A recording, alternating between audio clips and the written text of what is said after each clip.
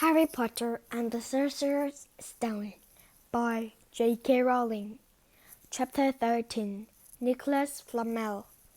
Dumbledore had convinced Harry not to go looking for the Mirror of Erased again, and for the rest of the Christmas holidays, the invisibility clock stayed folded at the bottom of his trunk. Harry wished he could forget that he'd seen in the mirror as easily, but he couldn't. He started having nightmares over and over again. He dreamed about his parents disappearing in a flash of green light while a high voice cracked with laughter. You see, Dumbledore was right. That mirror could drive you mad, said Ron. When Harry told him about his dreams, Hermione, who came back the day before term started, looked a different view of things. She had torn between horrors at the idea of Harry being out of bed, roaming the school 3 nights in a row, a Filch had caught you, and disappointment that he hadn't at least found out to Nicholas Flamel's. They had almost given up hope of ever finding Flamel in a library book. Even though Harry was still sure he'd read the name somewhere. Once term had started, they were back to skimming through books for 10 minutes during their breaks. Harry had even less time than the other two because Quidditch practice had started again. Wood was working the team harder than ever. Even the endless rain that had replaced the snow couldn't deepen his spirits. The Weasleys complained that Wood was becoming a fantastic, but Harry was on Wood's side.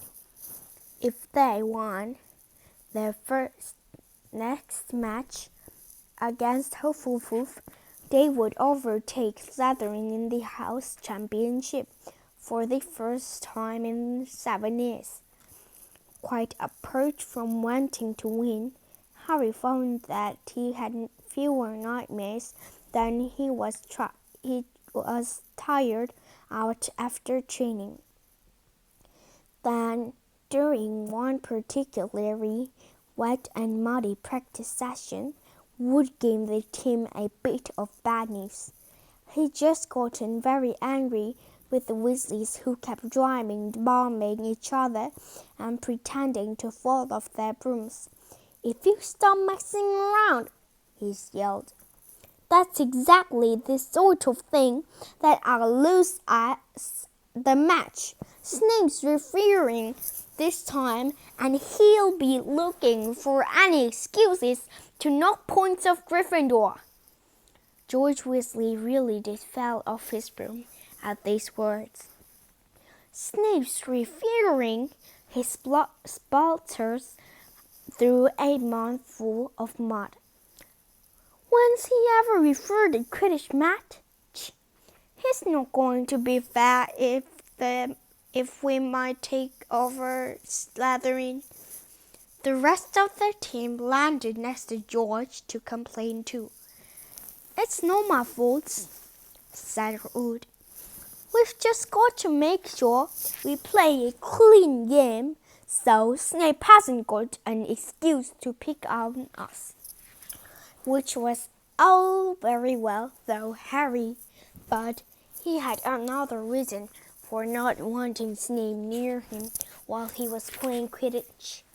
The rest of the team hung back to talk to one another as usual at the end of practice, but Harry headed straight back to Gryffindor common room, where he found Ron and Hermione playing chess. Chess was the only thing Hermione ever lost at, something Harry and Ron, though, was very good for her. "Don't talk to me for a moment," said Ron when Harry sat down next to him. "I need to concern." He caught sight of Harry's face. "What's the matter with you? You look terrible." Speaking quietly so that no one else could hear, Harry told Arthur too about Snape's sudden, sinister desire to be a Quidditch referee. "Don't play," said Hermione at once. "Yes, say you're ill," said Ron. "Pretend to break your leg," Hermione suggested. "Really break your leg," said Ron. "I can't," said Harry. "There isn't reverse seeker. If I back out, Gryffindor can play a doll." At the moment, Neville toppled into the common room. How he had managed to climb through the porthole was anyone's guess, because his leg had been stuck together with that they recognized once their leg locker course. He must have had to bunny hop all the way up to Gryffindor Tower. Everyone fell over laughing except Hermione, who leaped up and performed the concerts. Neville's leg sprang apart and he got to his feet, trembling. "What happened?" Hermione asked him, leading him over to sitting Harry and Ron. "Malfoy," said Neville shakily. "I met him outside the library. He said he'd been looking for someone to practice that on." "Go to Professor McGonagall," Hermione urged Neville. "Report him." Neville shook his head. "I don't want more trouble," he mumbled. "You've got to stand up to him, Neville," said Ron. "He's used to walking all over people." "But that's no reason to lie down in front of him and make it easier." "There's no need to tell me I'm not brave enough to be in Gryffindor. Malfoy's already done that," Neville choked out. Harry felt in the pocket of his robes and pulled out a chocolate frog, that very last one from the box Hermione had given him for Christmas. He gave it to Neville, who looked as though he might cry. "You were 12, Malfoy," Harry said. "The Sorting Hat chose you for Gryffindor, didn't it? And where's Malfoy?" "In stinking Slytherin."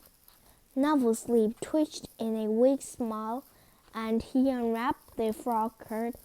"You collect him, don't you?"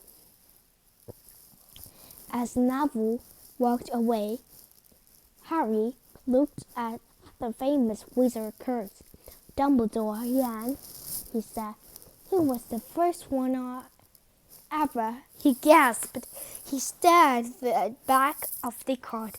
Then he looked up at Ron and Hermione. "I found him," he whispered. "I found Flamel.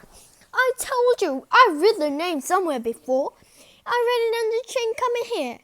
Listen to this. Dumbledore is particularly famous for his defeat of the Dark Wizard Grindelwald in 1945 for the discovery of 12 use of dragon blood, and his work on alchemy with his partner Nicholas Flamel." Hermione jumped up to her feet. She hadn't looked so excited since they got back the marks for their very first piece of homework.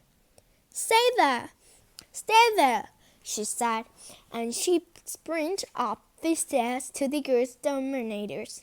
Harry and Ron barely had time to singe my stiff looks before she was dashing back, an enormous old book in her arms. "I've never thought to look in here," she whispered excitedly. "I got this out of the library weeks ago for a bit of light reading."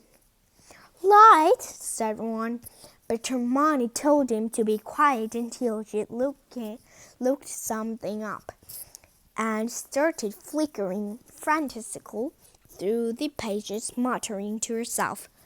At last, she found what she was looking for. I knew it! "Are we allowed to speak yet?"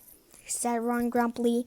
Hermione ignored him. Nicholas Flamel, she whispered dramatically, is the only known marker of the Sorcerer's Stone.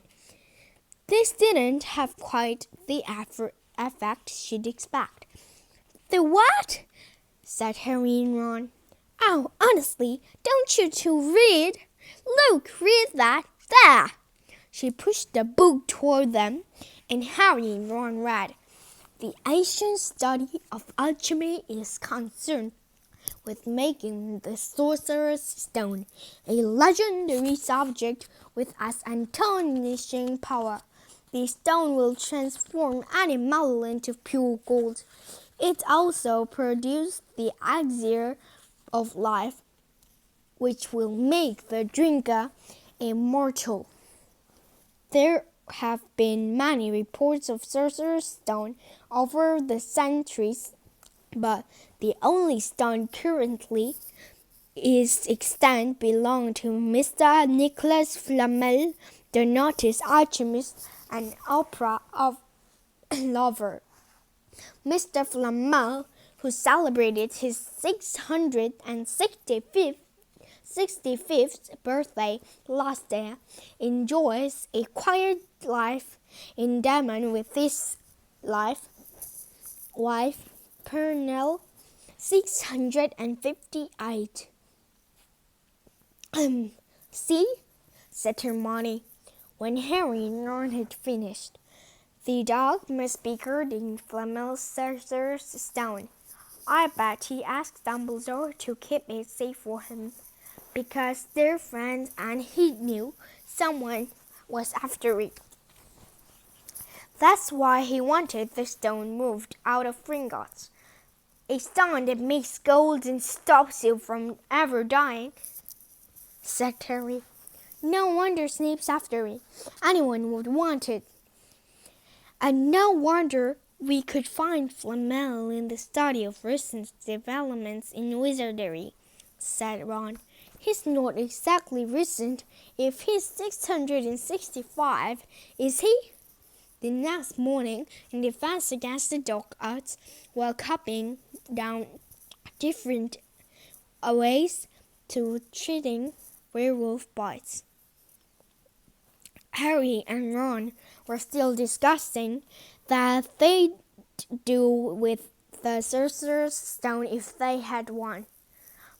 It wasn't until Ron said he'd bought his own Quidditch team that Harry remembered about Snape and the coming match.